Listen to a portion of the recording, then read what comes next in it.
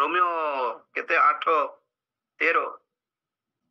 କାରଣ ଯଦି ଶାରୀରିକ ଭାବାନୁସାରେ ତୁମ୍ଭେମାନେ ଜୀବନ ଯାପନ କର ତେବେ ଅବଶ୍ୟ ମରିବ, କିନ୍ତୁ ଯଦି ଆତ୍ମାଙ୍କ ଦ୍ୱାରା ତୁମ୍ଭେମାନେ ଶରୀରର କର୍ମ ସବୁକୁ ବିନାଶ କର ତେବେ ଜୀବିତ ହେବ। ତେବେ ଜୀବିତ ହେବ। ବସ୍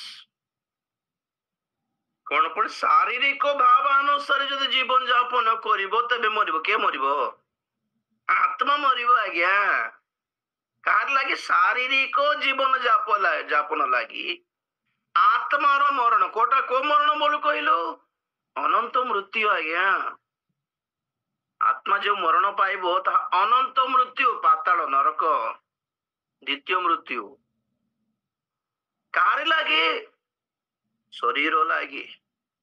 ଏଥିପାଇଁ ମନ ପରିବର୍ତ୍ତନ କରି ଶାରୀରିକ କର୍ମକୁ ପବିତ୍ର ଆତ୍ମାଙ୍କ ସାହାଯ୍ୟ ଦ୍ୱାରା ବିନାଶ କଲେ ତୁମେ ମାନେ ଜୀବିତ ରହିବ।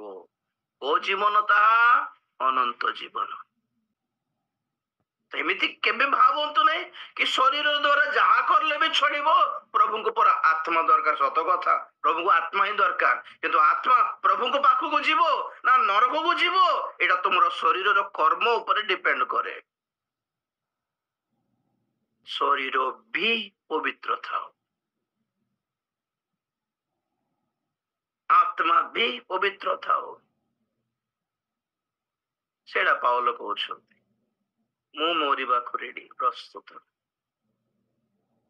ଆଉ ତିମୋଥୀ ପତ୍ରିକାରେ ତ ଟୋଟାଲି ଡିଟେଲ କହିଲେ ପାଉଲ, ମୋର ପ୍ରସ୍ଥାନ କରିବାର ମହାପ୍ରୟାଣର ସମୟ ଉପସ୍ଥିତ।